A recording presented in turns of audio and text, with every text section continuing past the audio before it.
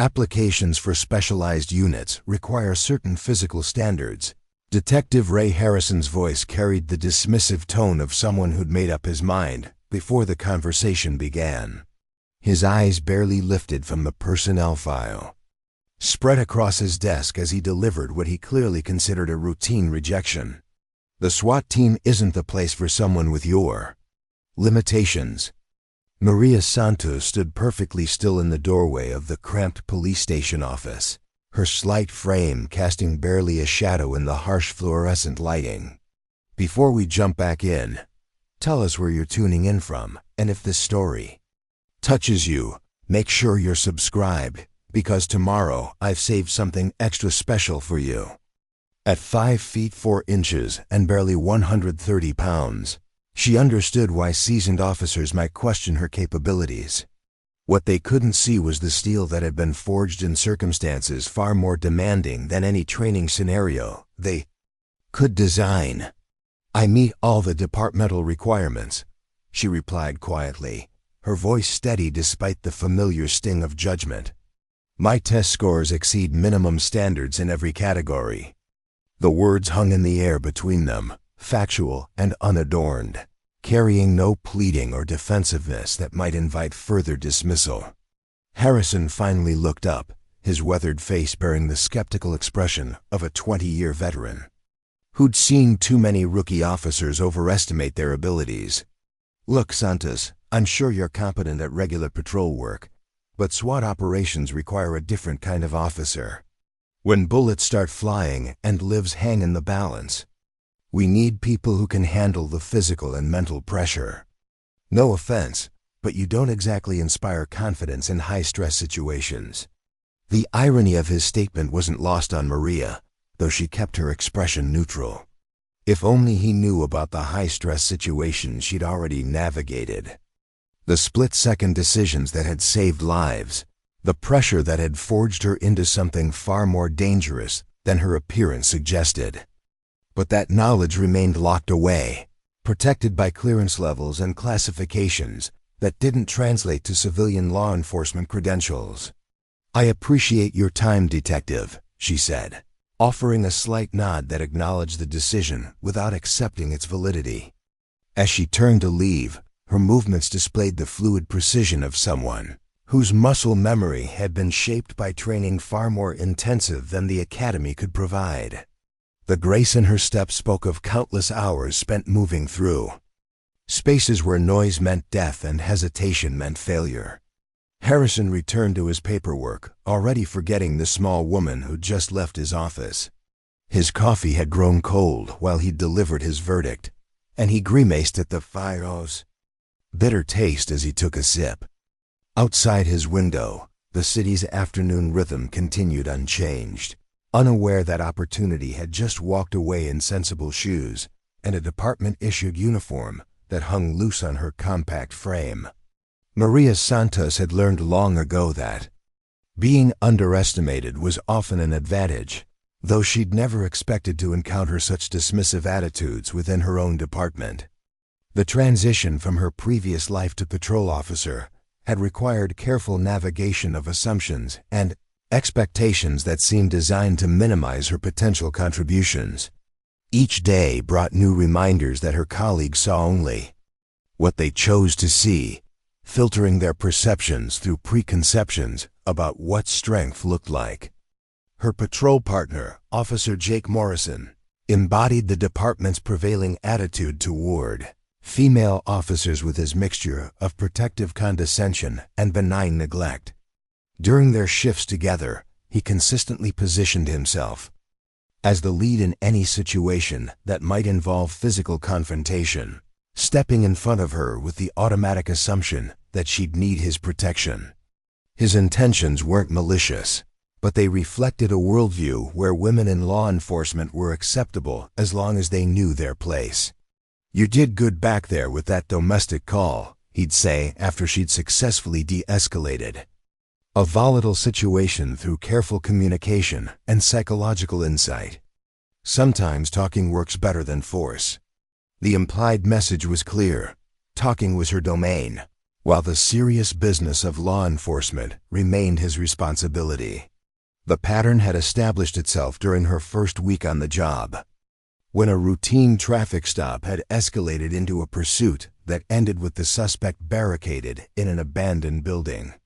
Maria had analyzed the situation quickly, identifying tactical vulnerabilities in the suspect's position and suggesting an approach that would minimize risk to responding officers. Her recommendations had been polite but firm, delivered with the precision of someone who'd spent years studying such scenarios. Morrison had listened with the patient expression of someone humoring a child's suggestion, then radioed for backup and proceeded with a standard approach that resulted in 3-hour standoff. The suspect eventually surrendered without incident, but not before tying up significant departmental resources and creating unnecessary danger for nearby civilians.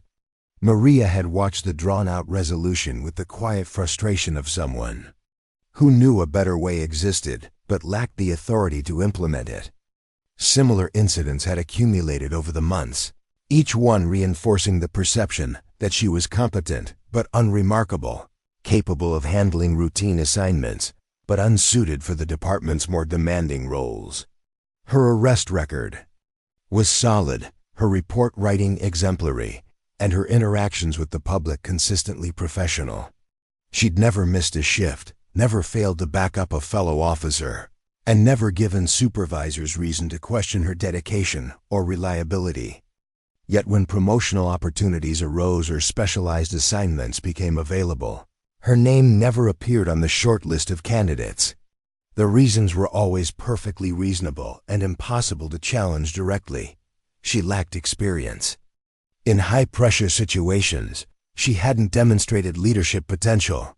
She needed more time to develop her skills before taking on additional responsibilities. The feedback was delivered with a kind of institutional politeness that made open protest impossible while ensuring the status quo remained undisturbed. The SWAT team rejection had been the culmination of this pattern, though Maria had applied, knowing the likely outcome. Detective Harrison's response had been predictable, following the same script that had governed her career progression since joining the force. What made it particularly frustrating was the knowledge that she possessed exactly the skills the unit claimed to need, developed through training far more rigorous than anything the department could provide. Her background remained carefully compartmentalized, known only to those with appropriate clearance levels and a legitimate need to know. The personnel file Harrison had consulted contained no mention of her previous experience, no indication of the capabilities she demonstrated in circumstances far more challenging than any domestic law enforcement scenario. Her military service appeared as a simple notation indicating honorable discharge, providing no hint of the specialized training that had shaped her into something far more dangerous than her appearance suggested. Preparing and narrating this story took us a lot of time, so if you are enjoying it, subscribe to our channel. It means a lot to us. Now back to the story. The frustration of concealment had become a constant companion during her transition to civilian life. Every day brought situations where her knowledge and experience could have made a difference, where her skills could have resolved problems more efficiently or safely than conventional approaches allowed. Yet the requirements of operational security meant that her contributions remained limited to what her official record indicated she could provide. Her apartment reflected the same careful anonymity that governed her professional life. Located in a modest complex on the city's outskirts, it was furnished with the practical simplicity of someone who'd learned to live without attachment to material possessions. The living room contained essential furniture purchased from discount retailers, chosen for functionality rather than style. Nothing in the space suggested wealth, specialized training, or a past that differed from any other young police officer. Starting her career, the only hint of her true background lay hidden in a bedroom closet, where a locked case contained items that would have raised uncomfortable questions if discovered. The contents weren't illegal, but they represented capabilities that didn't align with her official identity. Maintenance equipment for weapon systems that police departments didn't use, technical manuals for procedures that civilian law enforcement didn't employ, and communication devices that operated on frequencies unavailable to local agencies. She'd maintained the equipment out of habit rather than necessity, the same instinct that kept her physical conditioning far above departmental standards and her tactical awareness constantly engaged. The skills remained sharp through private practice and mental rehearsal, maintained at levels that would have impressed the SWAT team that had rejected her application. But proficiency without official recognition meant nothing in a world where credentials mattered more than capability. The city she now protected had its own rhythm and challenges, different from the environments where she'd previously operated, but governed by the same fundamental principles of human behavior under stress. Her patrol sectors included neighborhoods where poverty and desperation created conditions that could explode into violence without warning, areas where her ability to read situations and predict outcomes proved invaluable even if her colleagues attributed her success to luck rather than skill. During domestic disturbance calls, she'd learned to position herself where she could observe escape routes and potential weapons while appearing to focus on the immediate conversation. Her questions were carefully chosen to gather tactical intelligence, while seeming to show simple concern for the parties involved. She developed techniques for calming agitated individuals that worked consistently, though she couldn't explain to supervisors that her methods were based on training in psychological operations rather than community policing coursework. Traffic stops revealed similar patterns of applied expertise disguised as routine competence. Her ability to assess threat levels and read body language had prevented several potentially violent encounters from escalating, though the incident reports she filed afterward contained no mention of the tactical principles that had guided her actions. She'd learned to describe her decision-making process in terms that aligned with department training, rather than revealing the more sophisticated analysis that actually drove her responses. The limitation was particularly frustrating during investigations, where her analytical skills could have accelerated resolution. She'd solved several cases through careful observation and logical deduction, but had to present her findings as fortunate discoveries rather than systematic investigation. Her supervisors praised her attention to detail and persistence, unaware that both qualities had been honed through training designed to identify enemy networks and predict their behavior.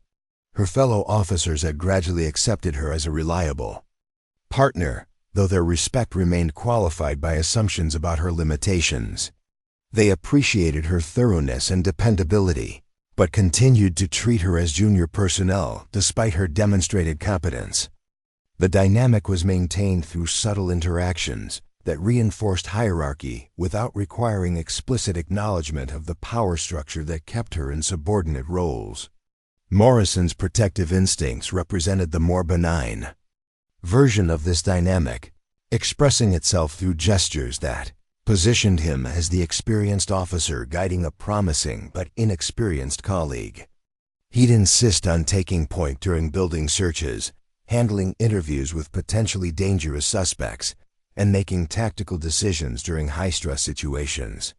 His intentions were honorable, but the effect was to limit her opportunities, to demonstrate capabilities that might challenge existing assumptions.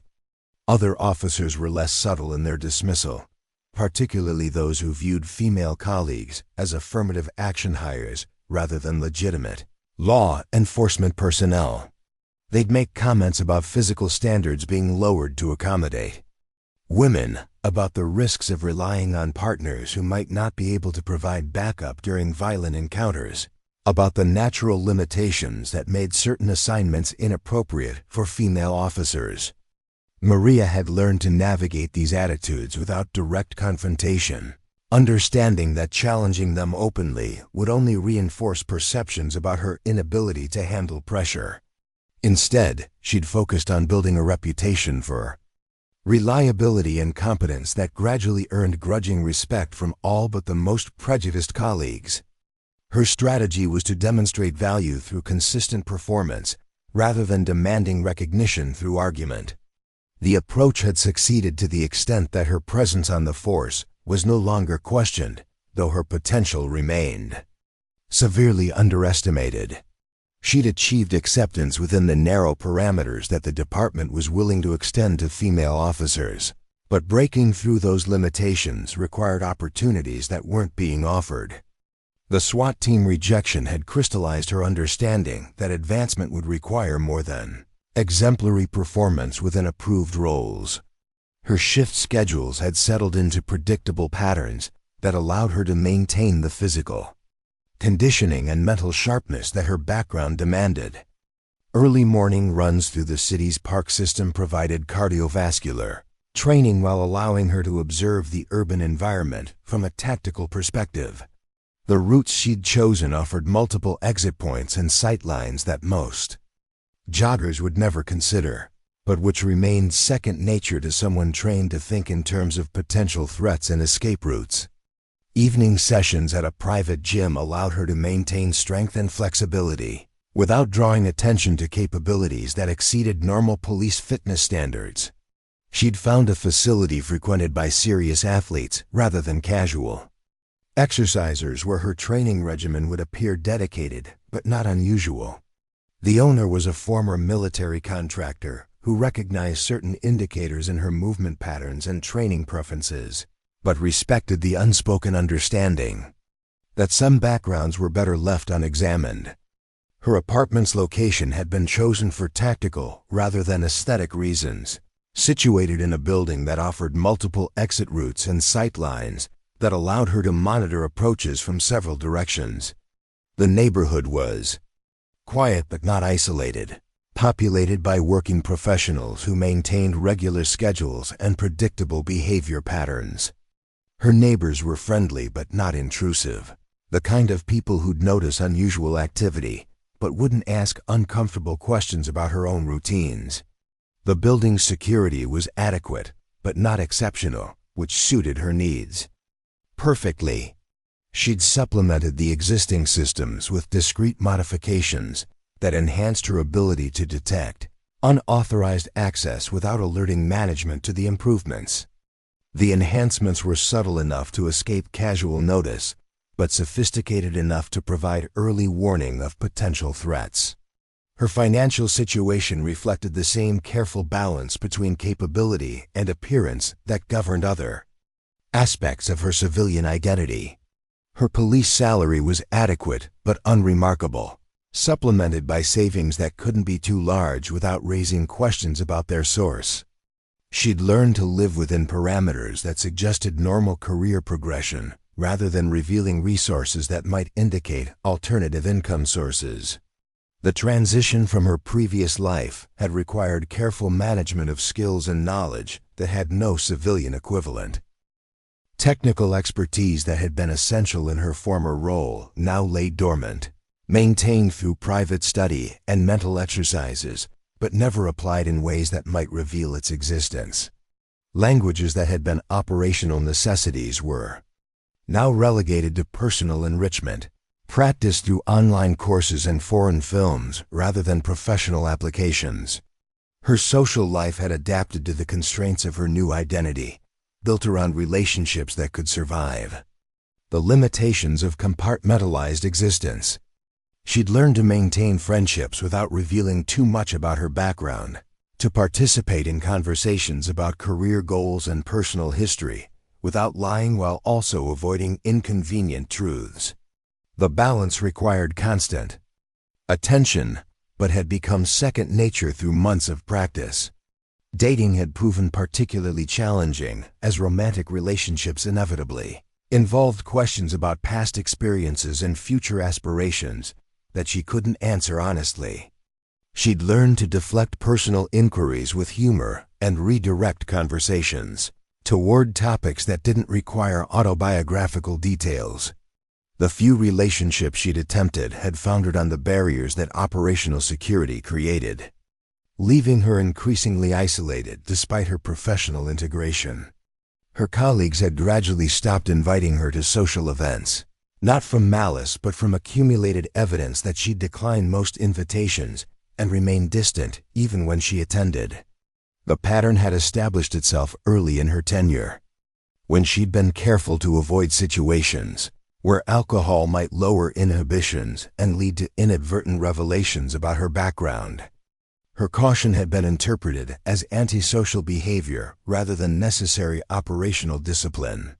The isolation was a familiar burden, different in context, but similar in impact to the compartmentalization that had governed her previous assignments. She'd learned to find satisfaction in professional achievement rather than personal connection, to derive purpose from mission accomplishment rather than social integration. The skills that had made her exceptional in her former role also made her suited for the solitary aspects of police work. Her patrol sectors had become as familiar as any area of operations she'd previously studied, mapped in her mind with the same precision that had once been applied to foreign territories. She knew the locations of every security camera, the site lines from every rooftop, the access routes to every building that might serve as either refuge or trap. The knowledge was excessive for routine police work, but maintaining such awareness had become automatic. The criminal elements in her area had learned to recognize her without understanding why her presence affected their behavior. Drug dealers would relocate when they saw her patrol car, not because she demonstrated unusual effectiveness in making arrests, but because something about her observation patterns made them uncomfortable. Prostitutes would move to different corners, gang members would postpone planned activities, and fence operations would suspend business until she'd moved on to other areas. Her supervisors attributed these patterns to her reputation for thoroughness and attention to detail, unaware that her effectiveness stemmed from training designed to identify and disrupt enemy networks. The techniques she'd learned for surveillance and intelligence gathering translated naturally to urban police work, though she had to be careful not to demonstrate knowledge that exceeded her official training. The department's bureaucracy had absorbed her without recognition of the capabilities she brought to the organization. Her personnel evaluations were consistently positive but unremarkable, praising her reliability and work ethic while noting areas where she might improve with additional experience. The assessments reflected the reviewers' inability to recognize excellence disguised as competence, their expectations limited by assumptions about what was possible from someone with her apparent background. Her equipment choices had been carefully calibrated to appear standard while providing enhanced capability.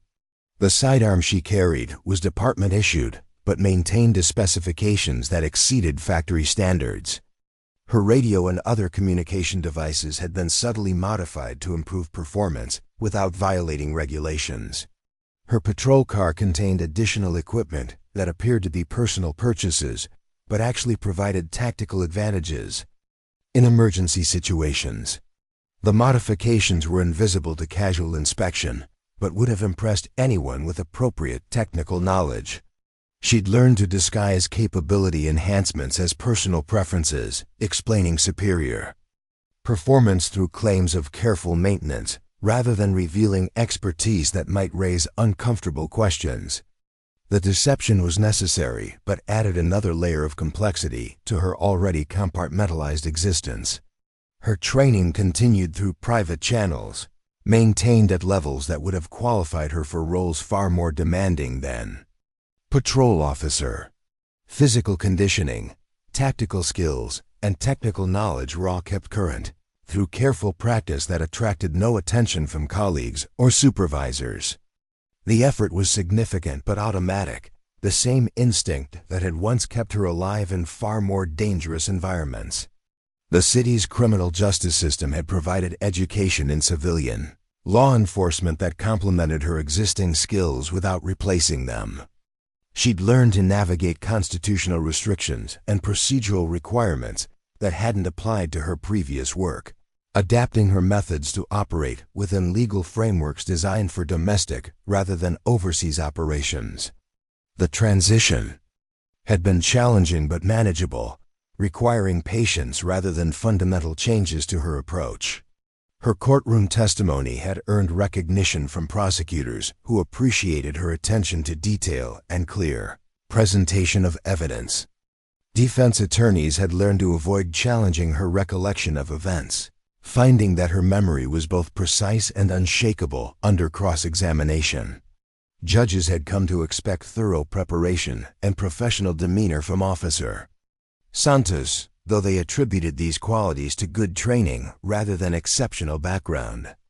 The legal system's procedural requirements had provided structure that she'd learned to navigate effectively, though the pace was often frustrating for someone accustomed to more direct approaches to problem solving. Evidence gathering, witness interviews, and report writing all required careful attention to rules that hadn't applied to her previous work. She'd adapted her methods to ensure that cases were prosecuted successfully while maintaining the investigative thoroughness that had characterized her earlier career. Her arrest record was solid but not spectacular, reflecting her understanding that drawing attention through exceptional performance might invite unwanted scrutiny. She'd learned to balance effectiveness with discretion, achieving good results, while remaining within the statistical norms that kept supervisors satisfied without arousing curiosity about the methods that produced those results. The balance was delicate and required constant attention, but had become routine through months of practice. She'd found ways to excel within the constraints of her assumed identity, to contribute meaningfully to public safety while maintaining the operational security that protected both her current assignment and her former colleagues. The compromise was necessary but incomplete, leaving her with skills and knowledge that remained largely unused. Detective Harrison's rejection had been the latest reminder of these limitations, though Maria had expected the outcome before submitting her application. The SWAT team represented the kind of role where her background would provide clear advantages, but accessing such opportunities required recognition that her current position made impossible. The circular logic was frustrating but familiar, similar to barriers she'd encountered in other contexts where capability mattered less than perception. Her response to the rejection had been professionally appropriate, but privately disappointing. She'd maintained her composure during the brief meeting, accepted the decision without argument, and returned to her duties with no visible change in attitude or performance. Her colleagues would never know that an opportunity had been lost, that the department had rejected exactly the kind of officer they claimed to need. The afternoon had continued without incident, filled with routine calls and administrative tasks. That kept her busy but unchallenged. Traffic citations, minor accidents, and administrative paperwork filled the hours until her shift ended, providing no outlet for the frustration that Harrison's dismissal had created. She'd driven home through streets that she knew better than most residents, following routes that avoided potential trouble spots while providing good observation opportunities. Her apartment had welcomed her with the same anonymous comfort that had characterized her civilian life, offering refuge from the constant performance that her assumed identity required. The space was neither welcoming nor forbidding, simply functional in the way that temporary accommodations often were. She'd learned not to invest too much emotional energy in places that might need to be abandoned quickly, though her current assignment showed no signs of requiring such measures. The evening routine had unfolded with the same precision that characterized her professional duties, each task completed with attention to detail that would have impressed military inspectors. Dinner was simple but nutritious.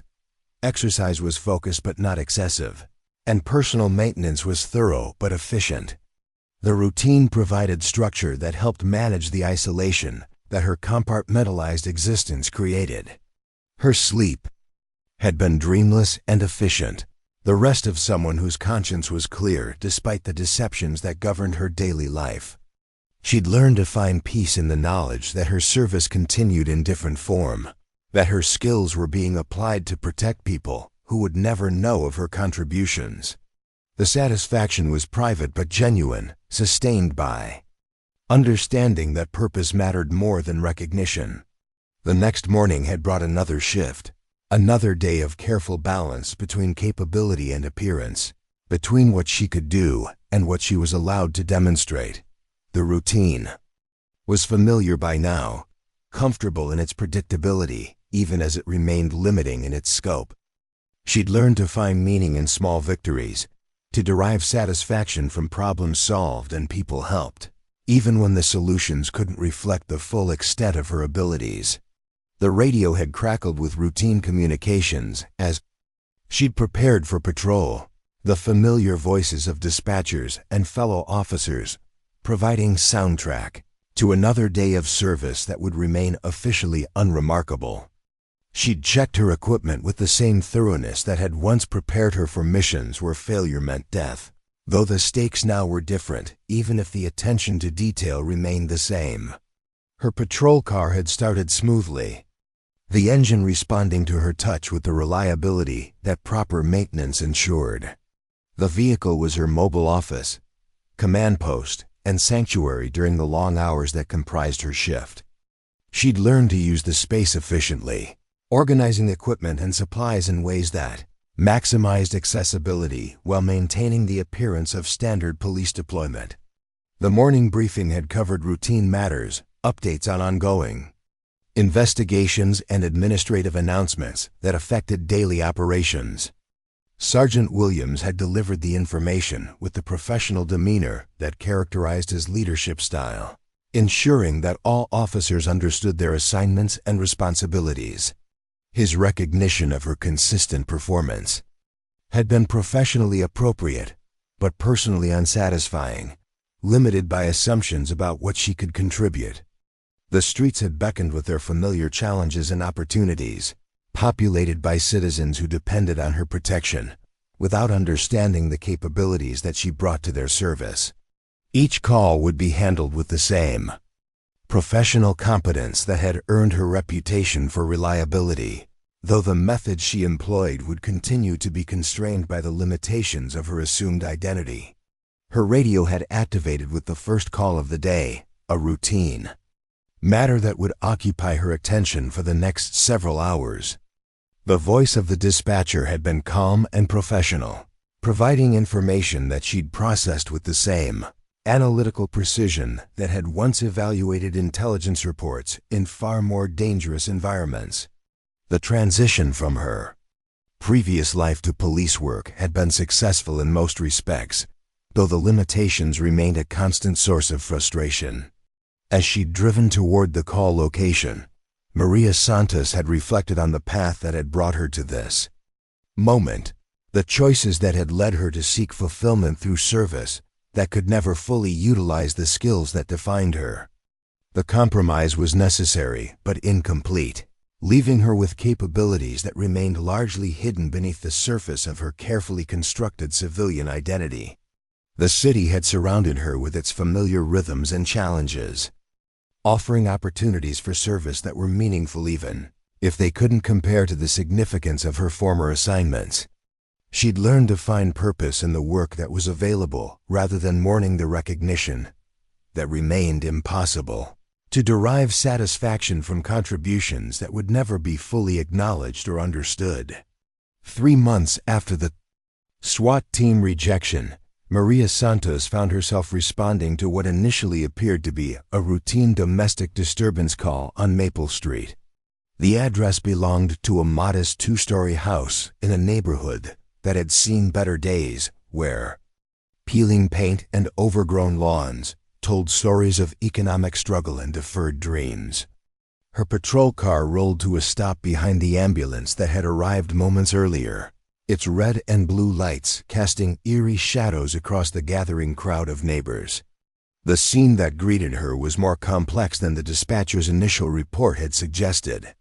Rebecca Chun, a petite woman in her early 30s, sat on the front porch steps with a paramedic kneeling beside her, carefully examining what appeared to be defensive wounds on her arms. The woman's dark hair was disheveled, and her white blouse bore tears that suggested a physical altercation had occurred. Her eyes held the 1,000-yard stare that Maria recognized from her previous experience with trauma victims, the look of someone whose world had suddenly become unpredictable and Dangerous. Mrs. Chun? Maria approached slowly, keeping her hands visible and her voice calm. I'm Officer Santos. Can you tell me what happened here tonight? Rebecca's response came in fragmented sentences, her voice trembling as she recounted the evening's events. Her husband, David Chen, had returned from work in an agitated state, smelling of alcohol and displaying behavior that was increasingly becoming the norm rather than the exception. What had begun as verbal argument about household finances had escalated into physical violence when Rebecca had suggested that David seek help for his drinking problem. He's never been like this before, Rebecca insisted, though the defensive wounds on her arm suggested otherwise. I mean, he's been stressed about work, but he's never actually hit me. Tonight was different. There was something in his eyes that scared me. Like he wasn't really seeing me anymore. Maria's training kicked in as she processed the information, though her analysis went far deeper than standard domestic violence protocols would require. The victim's body language, the pattern of injuries, and the specific details of the incident all painted a picture of escalating domestic terrorism that would likely continue to worsen without intervention.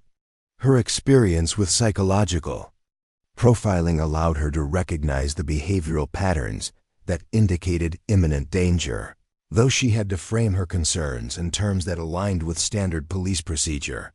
Where's your husband now, Mrs. Chen? Maria asked, her eyes scanning the house for signs of movement while maintaining the appearance of casual conversation. The tactical assessment was automatic, cataloging potential entry points, sight lines, and escape routes while she gathered information about the suspect's current location and mental state. He left about 20 minutes ago, Rebecca replied, unconsciously rubbing her bruised wrist. He was screaming about how I was trying to control him, how I didn't understand the pressure he was under. Then he just stormed out and drove away. I called 911 because I was scared he might come back, and I didn't know what he might do. Officer Morrison arrived as backup, his patrol car pulling up with the subtle urgency that characterized responses to domestic violence calls. His approach was professional but routine, following established protocols for securing the scene and gathering witness statements. He nodded to Maria as he approached, falling into the familiar pattern of senior officer taking lead while his partner handled supplementary duties. Mrs. Chun, I'm Officer Morrison, he announced, producing his notebook and pen with practiced efficiency. I understand you've had an altercation with your husband tonight. I'm going to need you to walk me through exactly what happened, starting from the beginning. Maria found herself relegated to crowd control and perimeter security, tasks that were necessary but didn't utilize her analytical capabilities or tactical expertise. She positioned herself where she could observe the surrounding area while Morrison conducted his interview, her attention divided between the immediate scene and the broader environment that might reveal the suspect's return or other potential threats. The neighbors who had gathered provided additional context about the Chen family situation, though their information came filtered through the lens of people who preferred to mind their own business until circumstances forced their involvement. Mrs. Peterson from next door mentioned that arguments had been increasing in frequency and volume over the past several months, often accompanied by the sound of breaking dishes and raised voices that penetrated the thin walls between houses. David's been having problems at work, Mrs. Peterson confided to Maria while Morrison continued his interview. Something about layoffs and reduced hours. Rebecca mentioned it last week when we talked over the fence. She seemed worried about money and about how David was handling the stress. I probably should have said something sooner, but you don't want to interfere in other people's marriages, you know. The pattern was familiar to Maria, who had encountered similar scenarios during her previous assignment, where domestic instability often preceded more serious criminal behavior. The combination of financial stress, substance abuse, and escalating violence created conditions that could explode into tragedy without warning. Her training in threat assessment allowed her to recognize the indicators that suggested imminent danger, though she had to be careful not to reveal the source of her analytical framework. Morrison's interview revealed additional details that painted a troubling picture of the Chun family's deteriorating situation. David had been employed as a supervisor at a local manufacturing plant until recent downsizing had eliminated his position, leaving him with reduced hours and significantly decreased income. The financial strain had been compounded by his increasing alcohol consumption, which served as both symptom and cause of the family's problems. He started drinking more after the layoffs, Rebecca explained, her voice gaining strength as she recounted the chronology of their difficulties. At first, it was just beer after work, but then it became harder stuff and earlier in the day. He'd come home angry about everything, about his job, about the bills, about things that didn't even make sense. I tried to be supportive, but nothing I did seemed to help.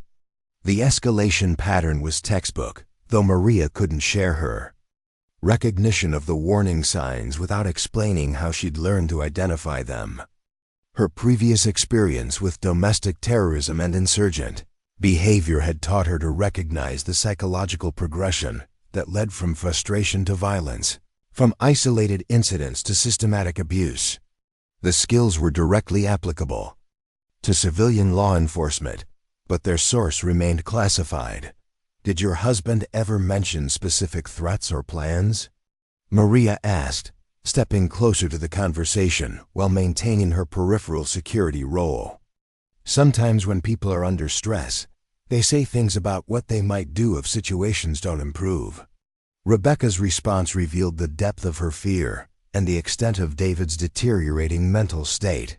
He's been talking about getting revenge on his boss, about showing them what happens when they treat people unfairly. He's mentioned having a gun, though I've never seen one in the house. Tonight he said something about how everyone would be sorry, how they'd understand what he'd been going through. The revelation about potential weapons and revenge fantasies elevated the situation from routine domestic violence to possible workplace violence threat, though Maria had to be careful about how she communicated her concerns. Her assessment of the risk factor suggested that David Chun was following a behavioral pattern that often preceded mass casualty events, but her knowledge of such patterns came from sources that weren't available to regular patrol officers. Morrison's response was professionally appropriate, but didn't reflect the urgency that Maria believed the situation warranted. We'll put out a bolo for your husband's vehicle and have officers check his workplace and other locations where he might go. In the meantime, do you have somewhere safe you can stay tonight? Family or friends who can put you up until we locate him? The standard protocol was reasonable, but inadequate for dealing with someone who had progressed as far along the violence pathway as David Chun appeared to have traveled. Maria's experience with threat assessment suggested that passive measures would be insufficient to prevent the escalation that seemed increasingly likely. Her frustration with the limitations of routine police procedure was tempered by her understanding that she couldn't reveal the source of her analytical capabilities. "Officer Morrison," she said, stepping forward with the deference that protocol required. "Given the subject's statements about revenge and potential weapons, should we consider requesting additional resources or notifying his workplace about potential threats?" Morrison's response reflected the institutional inertia that often characterized police responses to situations that didn't fit established categories. "Let's see what develops, Santos. We don't want to overreact to what might just be alcohol-fueled talk. If he doesn't show up at home by morning, we'll reassess the situation and determine whether additional measures are warranted." The dismissal was polite but firm, reflecting Morrison's position as senior officer and his assessment of the situation's priority level. Maria understood the logic behind his decision, but her training in threat analysis suggested that waiting for further developments would provide opportunities for escalation that could be prevented through more aggressive intervention. Rebecca Chun's departure with her sister, who had arrived to provide temporary shelter, concluded the immediate response to the domestic violence call. The scene was secured, reports were filed, and the machinery of law enforcement began its deliberate process of investigation and follow-up. Maria's role in the incident was officially complete, though her professional instincts suggested that the real danger was just beginning. The remainder of her shift was filled with routine calls that provided no outlet for the analytical energy that the Chun case had generated. Traffic violations, noise complaints, and administrative tasks occupied her attention while her mind continued to process the behavioral indicators that suggested David Chun's situation would deteriorate rapidly without intervention. Her experience with psychological profiling had taught her to recognize the signs of someone approaching a breaking point, though she couldn't act on that knowledge without revealing its source. Her post-shift routine included a stop at the department's communication center, where she requested updates on the Chun case and the status of the bolo for David's vehicle. The information was limited but troubling.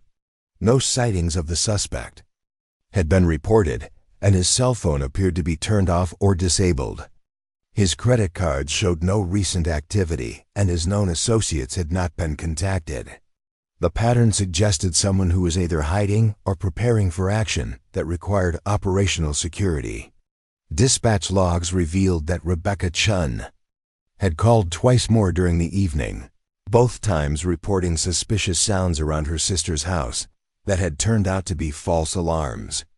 The fear in her voice was evident even through the filtered communications, and Maria recognized the hypervigilance that characterized people who had received credible threats.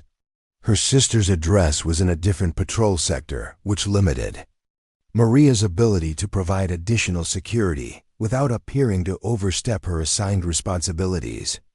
The next morning brought news that confirmed Maria's worst fears about the Chen case. David Chun's vehicle had been found abandoned in the parking lot of Henderson Manufacturing, the company where he had been employed before the recent layoffs. The discovery had been made by the morning shift supervisor, who had noticed the car because it belonged to a former employee who had no legitimate reason to be on company property. The vehicle search revealed items that elevated the situation, from domestic violence to potential workplace terrorism. A detailed floor plan of the manufacturing facility had been sketched on notebook paper, with specific locations marked that suggested knowledge of security procedures and employee routines. Empty alcohol bottles indicated that David had been drinking heavily while planning whatever action he intended to take. Most concerning was the absence of any weapons in the vehicle, suggesting that he had armed himself before abandoning the car. Detective Harrison, the same officer who had rejected Maria's SWAT team application, arrived at the scene to coordinate the response to what was now being treated as a potential active shooter situation. His approach was methodical but slow, following established protocols for threat assessment and resource allocation. Maria watched from the perimeter as he consulted with supervisors and federal agents who had been notified about the potential terrorism threat. All units, be advised that we have a potential armed subject in the area of Henderson Manufacturing. Harrison's voice crackled through the radio communication system. Subject is David Chun, white male, 35 years old, approximately 5 feet 10 and 180 pounds, last seen wearing dark clothing. Subject is considered armed and dangerous and has made threats against his former workplace. The manufacturing facility was evacuated as a precautionary measure, though the process was slow and disorganized due to the shift change that was occurring at the time of the alert. Employees streamed out of the building in confused clusters, many of them unaware of the specific threat, but responding to the urgency in their supervisors' voices. The scene was chaotic but controlled, with uniformed officers establishing perimeter security while detectives coordinated the search for David Chen. Maria's position in the outer perimeter provided her with a clear view of the tactical situation, though her role remained limited to crowd control and traffic management. Her analysis of the scene revealed several vulnerabilities in the security deployment, gaps that someone with David's knowledge of the facility could exploit to gain access, or escape detection. Her tactical experience suggested modifications to the perimeter that would improve coverage, but her recommendations would require explaining knowledge that exceeded her official training. The search of the manufacturing facility was thorough, but yielded no immediate results. David Chun was not found in the building, though evidence suggested that he had been present recently. A security camera review revealed footage of him entering the facility through a maintenance entrance during the night shift, using knowledge of the building's layout that came from his previous employment. The timestamp indicated that he had been inside for approximately 2 hours before the morning shift arrived. Detective Harrison's briefing to the assembled officers reflected the seriousness of the situation and the challenges it presented. "We're dealing with someone who knows this facility intimately, who has access to areas that might not be immediately obvious to our search teams.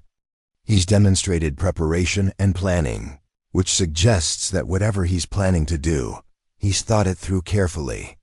The behavioral profile that Harrison described matched Maria's independent assessment of David Chun's mental state and likely intentions.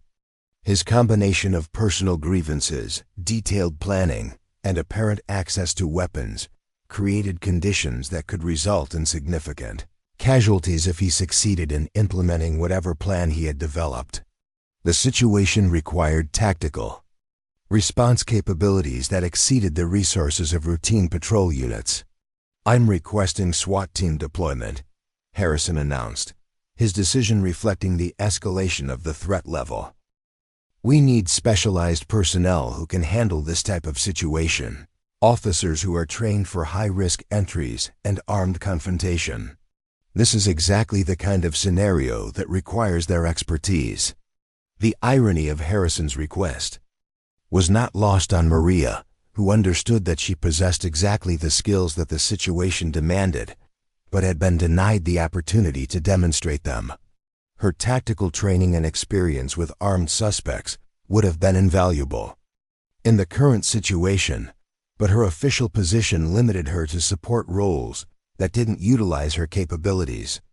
The frustration was familiar but no less acute for being expected. The SWAT team's arrival brought additional resources and expertise to the scene, though their deployment took time that allowed David Chun to potentially strengthen his position or modify his plans. Maria observed their tactical setup with professional interest, noting both the strengths and limitations of their approach. Their equipment was excellent and their training was evident, but their knowledge of the specific threat was limited to briefings rather than direct analysis of the suspect's behavioral patterns. Team leader Sergeant Brooks conducted a situation assessment that relied heavily on standard protocols and established procedures. His approach was competent, but didn't reflect the psychological insights that Maria's background would have provided. The tactical plan that emerged from his analysis was solid but conservative, designed to minimize risk rather than to exploit the specific vulnerabilities that David Chun's situation presented. "We'll establish containment and attempt to negotiate if contact is made," Brooks announced to the assembled law enforcement personnel. "Our priority is preventing casualties and resolving the situation peacefully if possible. We have crisis negotiators en route who specialize in dealing with workplace violence situations." The strategy was reasonable but potentially insufficient for dealing with someone who had progressed as far along the violence pathway as David Chun appeared to have traveled. Maria's experience with similar cases suggested that traditional negotiation techniques would be ineffective against someone whose grievances had crystallized into a specific plan for revenge. Her assessment indicated that more aggressive intervention would be necessary, but her position didn't provide a forum for sharing that analysis. The morning stretched into afternoon as the standoff continued without resolution. David Chun's location remained unknown despite extensive searches of the facility and surrounding area. The behavioral indicators suggested that he was waiting for specific conditions or timing that would maximize the impact of whatever action he planned to take. Maria's tactical experience provided insights into his likely decision-making process, but her official role limited her to passive observation. Radio communications revealed the frustration that was building among the responding officers as the situation continued without clear resolution. The resources required for the extended operation were significant, and the uncertainty about David's location and intentions created stress that affected decision-making at all levels. Maria recognized the psychological pressure that was building, and its potential impact on the tactical situation. All units, maintain your positions and stay alert. Sergeant Brooks's voice provided regular updates through the communication system. We have unconfirmed reports of movement in the facility, but visual confirmation has not been established. Continue to treat this as an active threat situation. The tension was palpable among the assembled officers, many of whom were experiencing their first potential active shooter situation. Maria observed their behavior with the analytical skills that her background had provided, noting the stress indicators that suggested some officers were approaching the limits of their ability to maintain tactical discipline. Her experience with high-stress operations provided perspective on the situation's psychological demands. The break in the case came from an unexpected source when Rebecca Chen contacted authorities with information about her husband's likely location and intentions. Her knowledge of his behavioral patterns and personal history provided insights that official investigation had missed. The revelation came through a phone call to the communication center, where she explained that David had mentioned a specific grievance against his former supervisor that might predict his actions. He always talked about the monthly safety meeting. Rebecca's voice was strained but determined as she provided the crucial information. He said that was where all the managers would be together, where they made the decisions that ruined people's lives. The meeting is today at 2 p.m. in the conference room on the second floor. The intelligence provided immediate tactical focus for the law enforcement response, though it also created time pressure that hadn't previously existed. David Chun's target was now identified, and his timing was predictable, but the tactical challenges of preventing his access to the conference room were significant. The building's layout provided multiple approaches to the second floor, and David's knowledge of the facility gave him advantages that the responding officers lacked. Detective Harrison's response to the new information was swift but revealed the limitations of traditional law enforcement approaches to complex tactical situations. We need to evacuate the conference room and establish security around the second floor. SWAT team will take point on building entry while patrol units maintain perimeter security. The plan was logical but potentially inadequate for dealing with someone who had spent hours preparing for this specific scenario. Maria's tactical analysis suggested that David Chun had likely anticipated law enforcement response and had prepared contingencies for the obvious countermeasures. Her experience with similar situations indicated that more sophisticated approaches would be necessary to prevent the violence that seemed increasingly inevitable. The clock was now running toward the 2 p.m. meeting time, and the tactical situation was becoming more complex as law enforcement resources were deployed to counter David Chun's apparent plan. Maria's frustration with her limited role intensified as she observed preparations that didn't reflect the full scope of the threat that they were facing. Her knowledge and experience could have contributed to a more effective response, but her official position constrained her to support functions that didn't utilize her capabilities. The building evacuation proceeded with the organized chaos that characterized emergency responses to complex threats. Employees who had been allowed to return to work earlier in the day were once again directed to safety areas, while managers and supervisors were briefed about the specific threat to the afternoon meeting.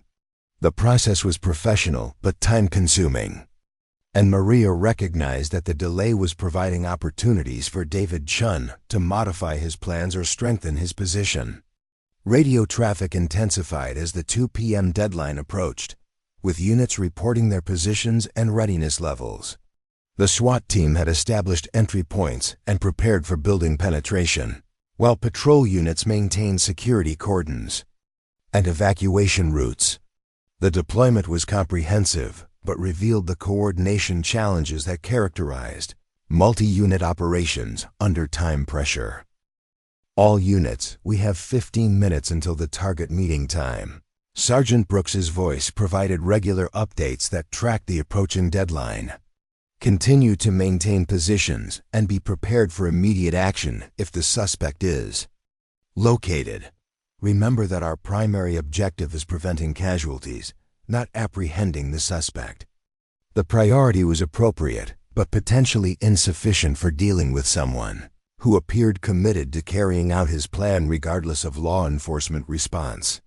Maria's experience with similar situations suggested that David Chun's mental state had progressed beyond the point where traditional deterrence would be effective.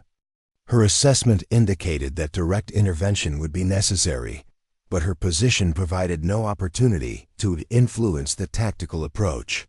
The afternoon sun cast long shadows across the manufacturing facility as the crisis entered its critical phase.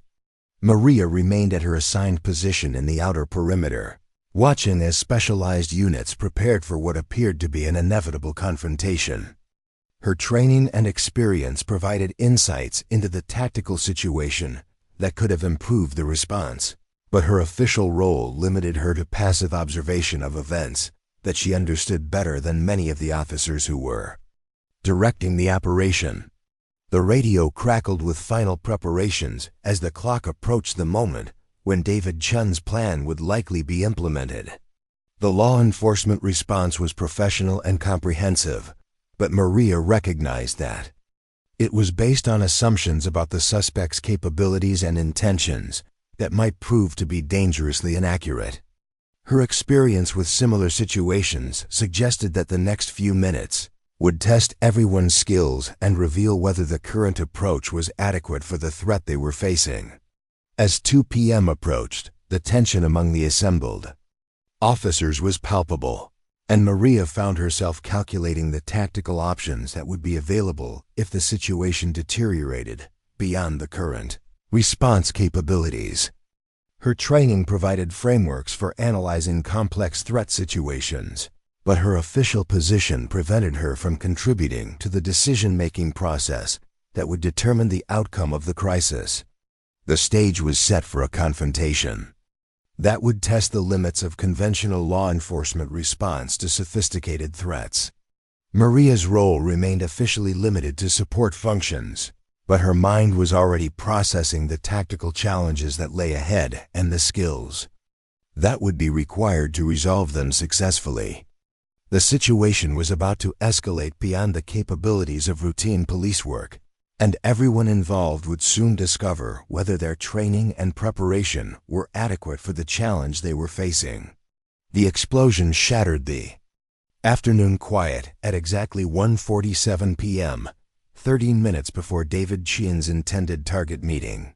The blast originated from the facility's maintenance building, sending smoke billowing across the manufacturing complex and triggering immediate chaos among the assembled law enforcement personnel. Maria felt the concussion wave through her chest as debris rained down on the outer perimeter where she'd been stationed, her tactical instincts immediately analyzing the explosion's characteristics and likely purpose. All units, we have an explosion in the maintenance building. Detective Harrison's voice cut through the radio static, strain evident in his tone. Unknown if this is our suspect or an unrelated incident. SWAT team, maintain your positions on the main building while we assess the situation. The tactical picture was shifting rapidly, and Maria recognized the explosion as a diversionary tactic designed to split law enforcement attention and resources. Her experience with asymmetric warfare tactics told her that David Chun was more sophisticated than anyone had anticipated, using principles of misdirection that suggested either military training or careful study of terrorist methodologies.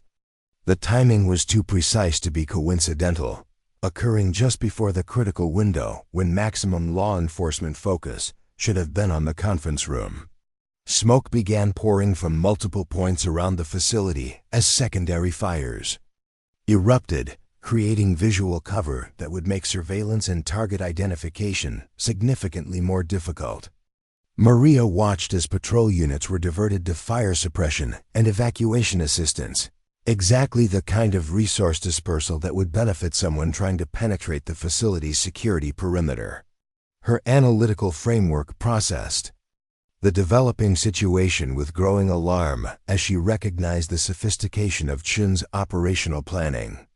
"Officer Santos, we need you to assist with civilian evacuation from the north parking area." Sergeant Williams's voice crackled through her radio. "Multiple civilians are trapped by debris from the explosion, and we need all available personnel for rescue operations." The assignment was reasonable given the apparent emergency, but Maria's tactical assessment suggested that the evacuation was exactly what David Chun wanted law enforcement to focus on while he implemented the primary phase of his plan. Her experience with diversionary tactics told her that the real threat was still developing in the main building, where the conference room remained the most likely target, despite the dramatic explosion in the maintenance area. "Sergeant, I recommend maintaining focus on the main building," Maria responded carefully, knowing that her suggestion might be questioned, but feeling compelled to voice her tactical concerns. "The explosion timing suggests a diversionary purpose, and dispersing our resources could compromise security around the primary target." Williams's response reflected the institutional pressure to respond to immediate visible threats, rather than maintaining focus on anticipated dangers. "Santos, we have people who need help right now. The SWAT team has the main building covered. Get to the north parking area and start helping with evacuation." The order was clear and non-negotiable, but Maria's movement toward the evacuation area was interrupted by radio traffic that confirmed her worst fears about the developing situation. "All units, we have visual confirmation of armed subject entering the main building through the loading dock. Subject appears to be carrying multiple weapons and moving toward the stairwell that leads to the second floor." The timing was perfect. From David Chun's perspective, with law enforcement attention divided between the explosion aftermath and the ongoing evacuation efforts, Maria could see SWAT team members repositioning to respond to the new threat, but their movement was hampered by the smoke and confusion that the explosion had created. Her tactical experience told her that Chun had achieved exactly the conditions he needed to implement his plan while law enforcement struggled to adapt to his operational timeline. "SWAT team leader to all units, we are moving to intercept the subject before he reaches the conference room." Sergeant Brooks's voice carried the tension of someone dealing with a rapidly evolving tactical situation. "All patrol units maintain perimeter security and continue with evacuation operations. Do not attempt to enter the building unless specifically directed." The exclusion of patrol officers from building entry was standard protocol, but Maria recognized that the SWAT team was walking into a situation that had been carefully prepared by someone who understood law enforcement response procedures. Her experience with similar scenarios suggested that Chun had anticipated the tactical approach that would be used against him, and had prepared countermeasures that could neutralize the advantages that specialized training normally provided. Radio communications revealed the challenges that the SWAT team was encountering as they attempted to penetrate the building's interior. "We have smoke conditions throughout the first floor. Visibility is severely limited. Unable to confirm subject location or movement. Requesting thermal imaging support if available." The request for additional resources highlighted the tactical disadvantages that law enforcement was facing against an opponent who had prepared the battlefield to his specifications. Maria's training in asymmetric warfare recognized the sophistication of Chun's approach, which demonstrated understanding of police tactics and the ability to neutralize their technical advantages through environmental manipulation and strategic timing. Her position in the evacuation area provided a clear view of the main building's exterior, where she could observe the SWAT team's entry points and movement patterns. Her tactical analysis revealed vulnerabilities in their approach that Chun could exploit if he possessed the knowledge and equipment that his planning suggested. The possibility that he had access to information about police tactical procedures was troubling and indicated that the threat was more sophisticated than routine workplace violence. All units, be advised that we are receiving reports of additional explosive devices in the building. Detective Harrison's voice carried new urgency as the situation continued to escalate. Bomb squad is en route, but we need to treat the entire facility as potentially compromised. All personnel maintain safe distances from the building perimeter.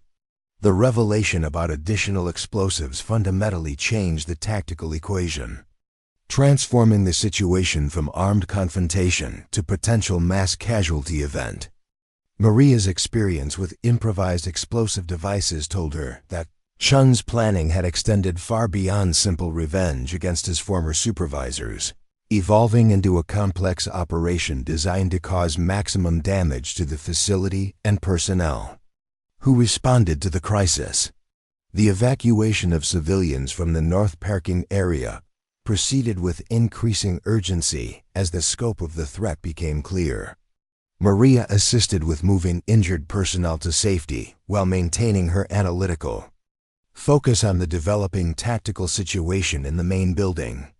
Her training in emergency medical procedures proved valuable in treating shock and minor injuries, though she had to be careful not to demonstrate capabilities that exceeded her official medical training. Officer Santos, we need someone to coordinate with the fire department about safe approach routes. Sergeant Williams appeared at her location, his face reflecting the stress of managing multiple simultaneous emergencies. You seem to have a good grasp of the tactical situation, and we need all the coordination help we can get. The assignment represented a slight expansion of her official responsibilities, though it still didn't provide access to the tactical decision-making process where her expertise could have the greatest impact. Maria accepted the role while continuing to monitor radio communications for updates on the SWAT team's progress in locating and neutralizing David Chun before he could implement whatever final phase his plan involved. Fire department coordination required detailed knowledge of the facility's layout and infrastructure, information that Maria had acquired through careful study during her months of patrol duty in the area. Her understanding of the building's systems and access routes proved more comprehensive than the fire chief had expected, leading to questions about how a patrol officer had developed such detailed facility knowledge. You seem to know this place pretty well, Chief Patterson observed as Maria provided precise directions for safe equipment deployment around the building's perimeter. Have you been inside for security surveys or training exercises? The question required careful navigation, as Maria's knowledge came from tactical analysis rather than official police business. I've responded to several calls at this location over the past year, and I always try to familiarize myself with major facilities in my patrol area. It helps with emergency response planning. The explanation was technically accurate while concealing the depth and sophistication of her facility analysis, which had included identification of structural vulnerabilities, security system limitations, and tactical approach routes that would be relevant to law enforcement operations. Her preparation had been professional habit rather than specific mission planning, but it proved invaluable in the current crisis. Radio traffic from the SWAT team revealed increasing difficulties with their building penetration as they encountered obstacles that suggested careful preparation by David Chun. We have barricaded stairwells and what appears to be tripwire devices on the second floor. Movement is slow and methodical, unable to provide estimated time for reaching the conference room area. The revelation that Chun had prepared defensive positions within the building confirmed Maria's assessment of his operational sophistication and suggested that the SWAT team was facing challenges that exceeded their normal tactical parameters. Her experience with similar scenarios told her that conventional law enforcement approaches might be insufficient for dealing with someone who had transformed a commercial building into a defensive position. The clock continued its relentless advanced toward 2 p.m. as law enforcement struggled to adapt to a situation that had evolved far beyond their initial threat assessment. Maria's frustration with her limited role intensified as she recognized that her tactical expertise could contribute to resolving the crisis more efficiently and safely than current approaches allowed. Her knowledge of building penetration techniques and defensive countermeasures was directly applicable to the challenges that the SWAT team was encountering. All units, we have confirmed casualties in the conference room. The radio announcement sent shockwaves through the assembled law enforcement personnel. Multiple subjects down, unknown if from gunfire or explosive devices. Medical response teams stand by for entry once the building is secured. The confirmation of casualties represented the failure of law enforcement efforts to prevent David Chun from implementing his plan, though the extent of the damage remained unknown. Maria's tactical analysis suggested that the SWAT team's conventional approach had been inadequate for dealing with someone who had prepared the battlefield so thoroughly and understood police response procedures well enough to counter them effectively. Detective Harrison's voice cut through the radio traffic with new urgency and a tone that suggested the situation was spiraling beyond control. All available personnel, we need immediate assistance. The SWAT team is requesting backup for building clearance, and we have reports of additional suspects or explosive devices. This is now a full-scale emergency response. The escalation to full emergency status brought additional resources to the scene, but Maria recognized that quantity of personnel couldn't substitute for the tactical expertise that the situation demanded. Her experience with complex threat environments told her that the current approach was likely to result in additional casualties unless someone with appropriate knowledge could influence the operational planning. The moment of decision arrived when Sergeant Brooks's voice crackled through the radio with barely controlled panic. All units, SWAT team is pinned down on the second floor. Subject has superior positioning and appears to have military grade equipment. We need immediate assistance or we're going to lose people. The admission that the specialized unit was in serious trouble represented a fundamental failure of the conventional law enforcement response to a sophisticated threat. Maria's tactical instincts told her that intervention was required immediately, and that waiting for additional resources or alternative approaches would likely result in law enforcement casualties that could be prevented through proper tactical application. Her decision to act came without conscious deliberation, driven by training that prioritized mission accomplishment over protocol adherence. "Sergeant Williams, I'm going in to assist the SWAT team," she announced over her radio while moving toward the building's perimeter. "I have tactical experience that could be relevant to the current situation." Williams's response was immediate and emphatic. "Negative, Santos. You are not authorized for building entry. Maintain your position and continue with evacuation coordination." The order was clear and legitimate, but Maria's assessment of the tactical situation told her that compliance would likely result in preventable casualties among law enforcement personnel who were facing threats beyond their preparation. Her experience with similar scenarios provided frameworks for rapid building penetration and threat neutralization that could resolve the crisis before additional people were harmed. "I'm sorry, Sergeant, but people are going to die if someone doesn't act now." Maria's response was calm but determined as she moved toward the building's loading dock entrance. "I have skills that are relevant to the situation, and I'm going to use them." The radio erupted with orders for her to stop and return to her assigned position, but Maria had already committed to a course of action that drew on training and experience that exceeded anything in her official personnel file. Her movement toward the building was fluid and purposeful, displaying tactical awareness that would have impressed military observers, but shocked her law enforcement colleagues, who had never seen her demonstrate such capabilities. Her entry into the building revealed the extent of David Chun's preparation and the challenges that had prevented the SWAT team from making effective progress. Smoke and debris limited visibility, while carefully positioned obstacles forced movement. Through predetermined routes where defensive positions could be most effective. Maria's training in similar environments allowed her to navigate the hazards, while maintaining situational awareness that conventional police training didn't provide.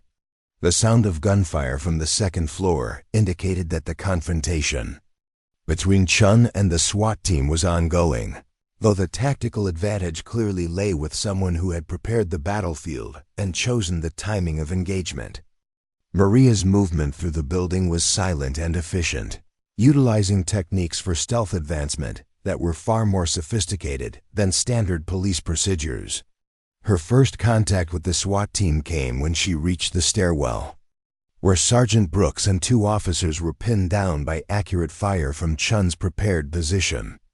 The tactical situation was exactly what her experience had led her to expect, with law enforcement personnel trapped in a kill zone that had been carefully designed to neutralize their numerical and equipment advantages. "Officer Santos, what the hell are you doing here?" Brooks's whispered question carried surprise and anger as he recognized the patrol officer who had somehow penetrated building security and reached their position undetected.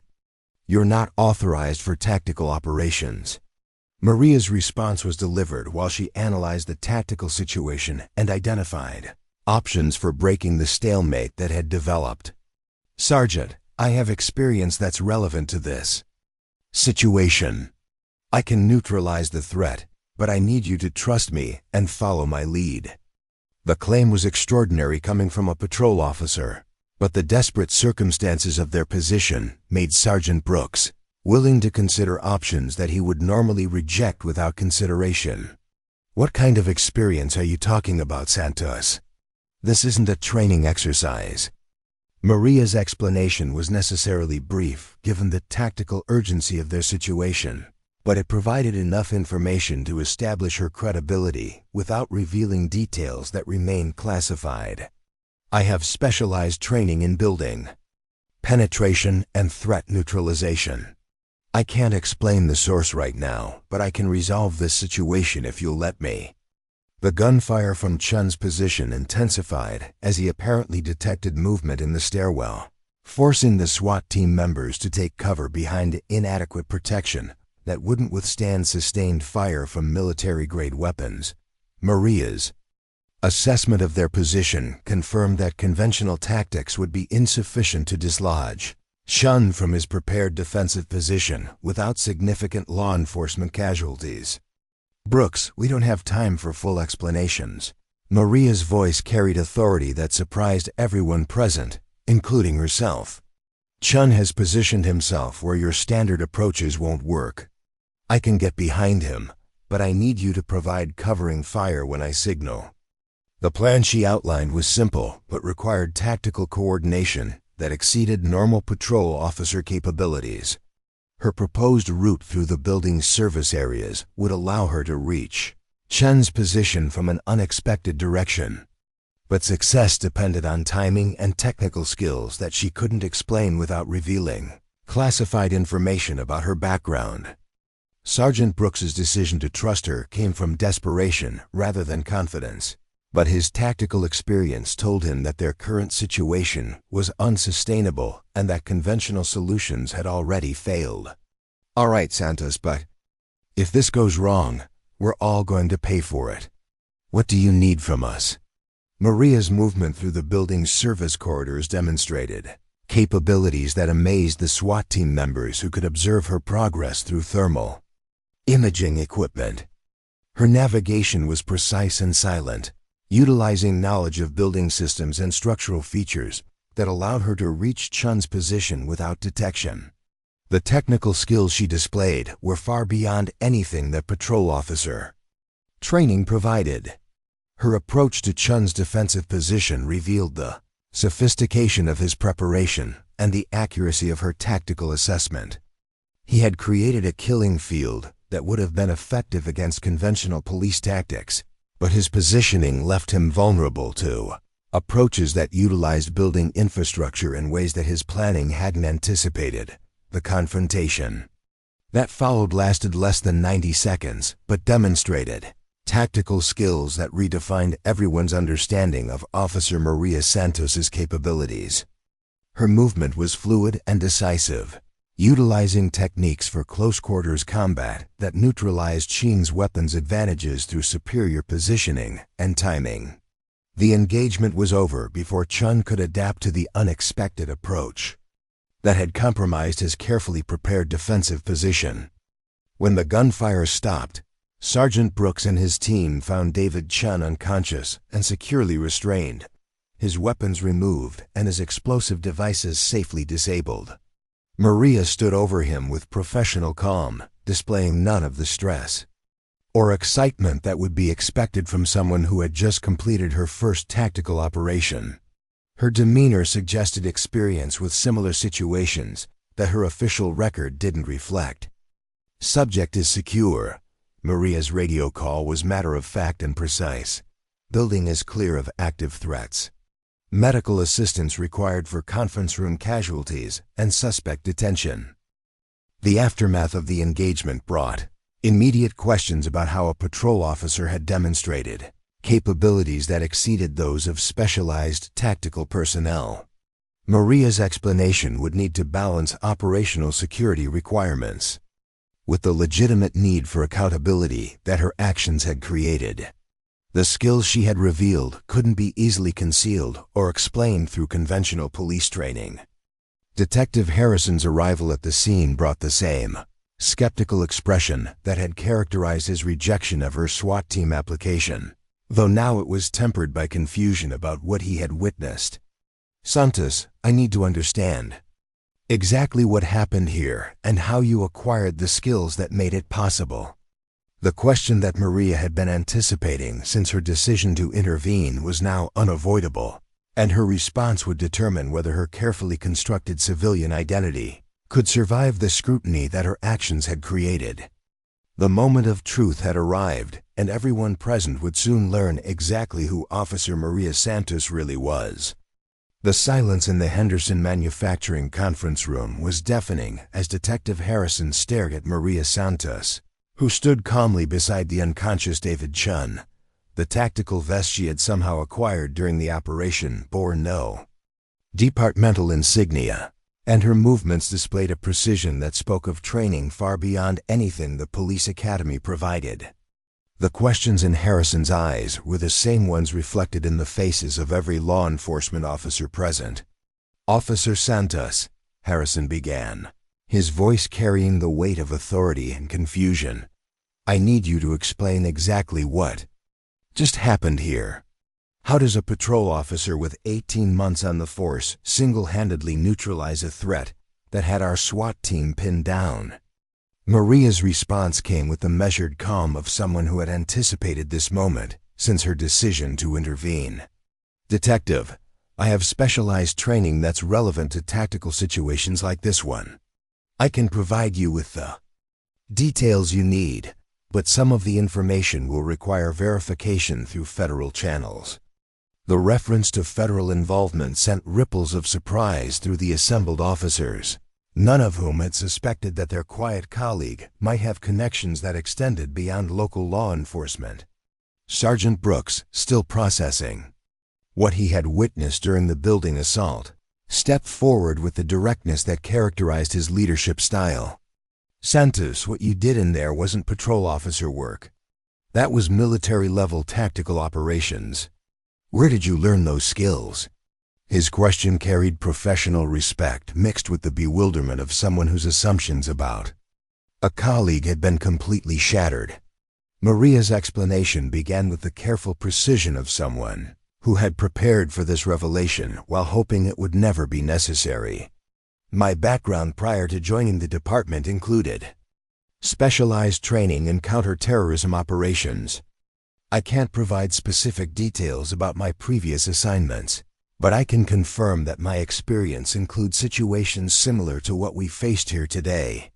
The admission created a moment of stunned silence as the implications of her statement registered with the assembled law enforcement personnel.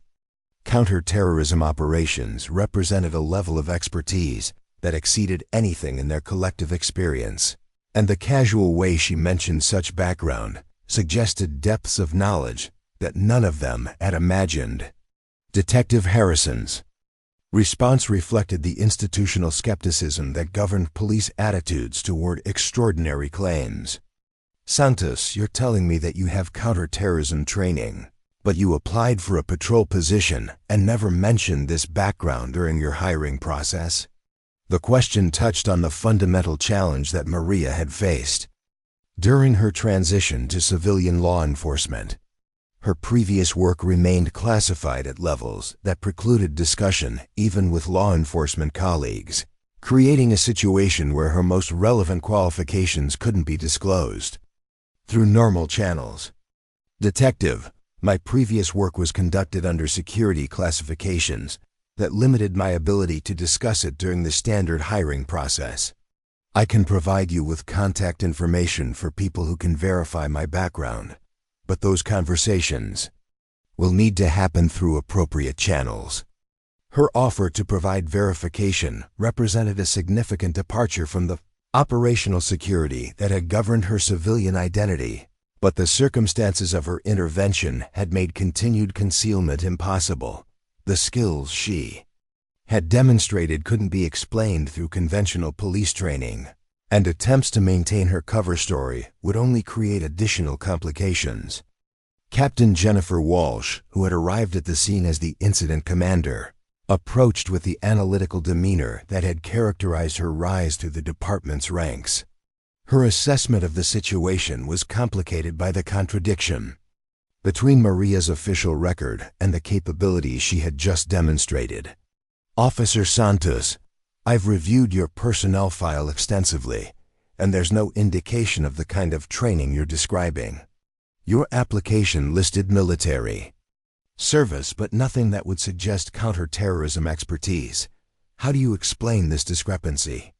Maria's response required careful balance between honesty and operational security, revealing enough information to establish credibility while protecting details that remained classified. Captain, my military service included assignments that don't appear in standard personnel records. The nature of that work required security clearances and operational classifications that limited what information could be included in civilian employment applications. The explanation was technically accurate while concealing the specific nature of her previous assignments, but it provided enough context to help law enforcement leadership understand why her background hadn't been fully disclosed during the hiring process. The reference to security clearances and operational classifications suggested involvement in activities that were both legitimate and necessarily secret. Captain Walsh's follow-up questions revealed the administrative challenges that Maria's revelation had created for the department. If your background includes this kind of specialized training, why didn't you apply for detective positions or specialized units where those skills would be more relevant? The question struck at the heart of Maria's frustration with her current assignment and the limitations that security classifications had placed on her career progression. Her response carried the weight of months of professional constraint and missed opportunities. Captain, I was interested in positions that would utilize my background, but the requirements for discussing classified experience made it difficult to demonstrate my qualifications through normal application processes. I applied for the SWAT team position, but Detective Harrison determined that my background wasn't suitable for specialized operations. The reference to Harrison's rejection created an awkward moment as the detective realized that his assessment of Maria's capabilities had been fundamentally flawed. His decision to exclude her from the SWAT team had been based on assumptions about her experience that had proven to be completely inaccurate. I made that decision based on the information available in your personnel file. Harrison's response was defensive but acknowledged the limitations of his previous assessment. If you had access to relevant training, why didn't you provide documentation or references that could have supported your application? Maria's explanation of the documentation challenges highlighted the complex relationship between classified work and civilian employment that few law enforcement professionals understood.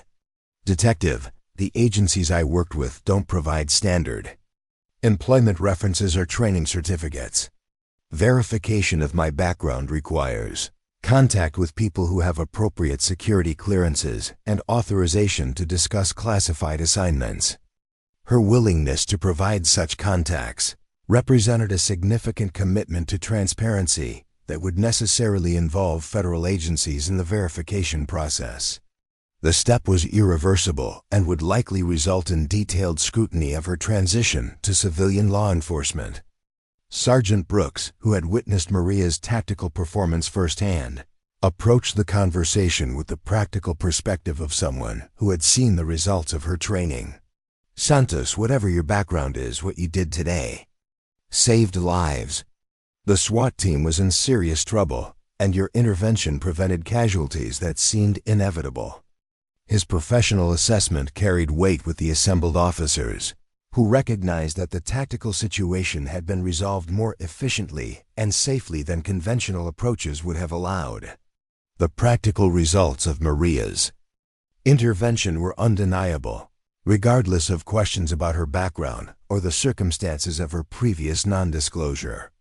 Captain Walsh's decision to support Maria's position reflected leadership priorities that valued results over procedural compliance.